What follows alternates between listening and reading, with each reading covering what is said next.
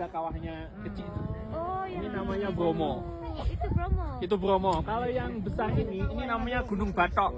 Batok. Gunung Batok. Kenapa Batok? Batok itu maksudnya mangkok.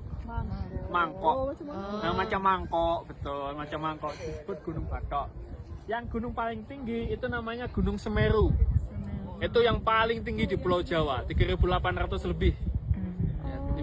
Yang paling tinggi di Pulau Jawa. Kemudian itu bisa didaki 3 hari 2 malam biasanya. Itu aktif lagi? Sudah aktif, semuanya masih aktif. Masih aktif? Semuanya masih aktif.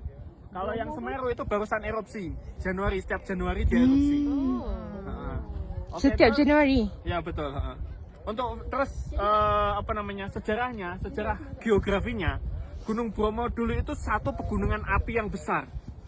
Kemudian 1,5 juta tahun yang lalu dia meletus. Letusan pertama dia berakhir di membuat arah kawah sekarang menjadi desa Ngadisari di Pasuruan. Letusan kedua dia menjadi arah kawah di desa ini di tak kelihatan dari sini, namanya Desa Cemorolawang. Cemorolawang, nama Cemorolawang ke sana itu. Letusan kedua. Letusan ketiga, nah ini di situ, itu yang besar tuh. Nah, yang besar dulu. Nah, letusan keempat ini Gunung Batok. Nah, Gunung Batok mati, letusan kelima sekarang jadi Bromo. Nah, karena ya umurnya itu tadi 1,5 juta tahun yang lalu sebenarnya. Meletus, lebih kecil lagi, meletus, kecil lagi, meletus, kecil lagi, dan akhirnya jadi Bromo. Oh, itu yang paling kecil Bromo. Ya, yang paling kecil sekarang itu Bromo, yang paling pendek itu. Itu memang sentiasa aktif. Betul. Oke, terus selanjutnya yang di bawah kita itu viewpoint King Kong. Itu yang ramai itu, Itu yang ramai King Kong. Itu namanya viewpoint King Kong. Kita sekarang ada di viewpoint Pau. Ini namanya viewpoint Pau. Yang paling tinggi itu Kak, di antena-antena, di bawah antena. Nah, itu viewpoint 1. Yang paling tinggi. Viewpoint 1, Pau, King Kong, di bawahnya ada Love Hill. Di bawah Love Hill ada namanya viewpoint Dinklage. Semuanya ini masuk penanjakan 1. Areanya, kawasannya masuk kota Pasuruan, Bandar Pasuruan. Nah, di bawah kita, di bawah sini, ini ada namanya penanjakan 2 atau viewpoint 2 atau kita biasa sebut dengan Seruni Point. Seruni Point, Cemorolawang yang sebelah sana ini masuk kawasan Probolinggo. Bukan Pasuruan, bukan Malang, tapi Probolinggo. Kemudian yang sebelah sana, yang bukit paling tinggi, itu namanya B29. B29 itu masuk kawasan Lumajang. Nah, B29 sampai ke sana itu, sampai lurus ke sana itu masuk kawasan Lumajang, bukan kawasan Probolinggo.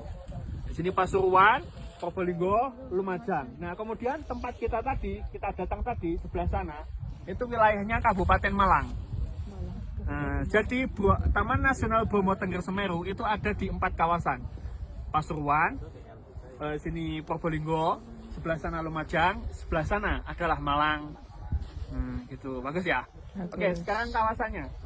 Kawasan sebelah sana, ini di sebelah kanannya Gunung Batok, itu kita sebut dengan Widodaren.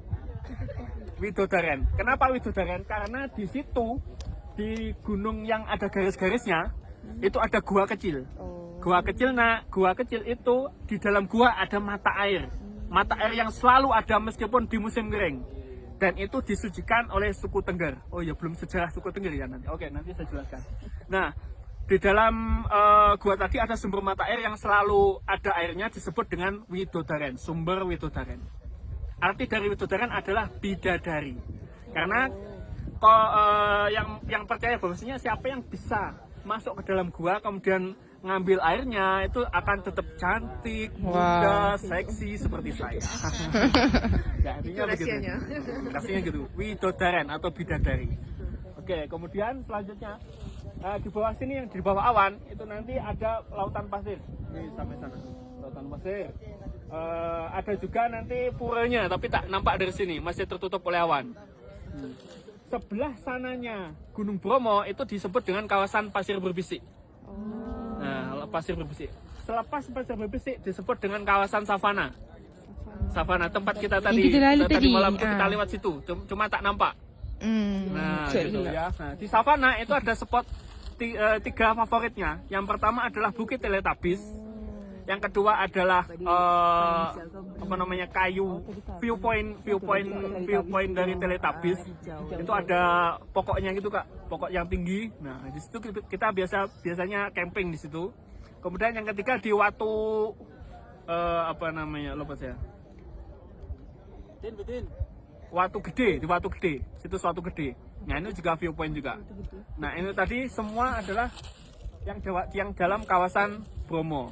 Oke, sekarang sejarahnya Gunung Bromo menurut budaya. Bromo itu diambil dari bahasa namanya Brahmana. Brahmana, Hindu. Ya. Nah, agama di sini adalah kepercayaan orang sini adalah Hindu. Hindunya Hindu Tengger, bukan Hindu Bali. Berbeda kepercayaan ya. Semuanya Hindu Tengger, Hindu Bali, kemudian Hindunya orang Kawi pun berbeda. Oke, Tengger. Tengger ini dia ambil dari kata Joko Anteng dan Roro Seger. Zaman dahulu kala, ini masuk budaya. Zaman dahulu kala itu ada dua orang laki-laki, satu orang laki-laki dan satu orang perempuan. Nah, mereka adalah pelarian daripada kerajaan Majapahit yang yang tidak mau masuk Islam. Mereka larinya ke sekitaran Gunung Bromo. Nah, gitu. Nah, ketika waktu itu Bromo ini masih berbahaya. Supaya tidak berbahaya, Brahmana itu mempunyai pandangan bahwasanya bila kita memasukkan satu laki-laki dan satu perempuan ke dalam kawah Bromo, maka Bromo tidak akan lagi berbahaya untuk orang di sekitarnya.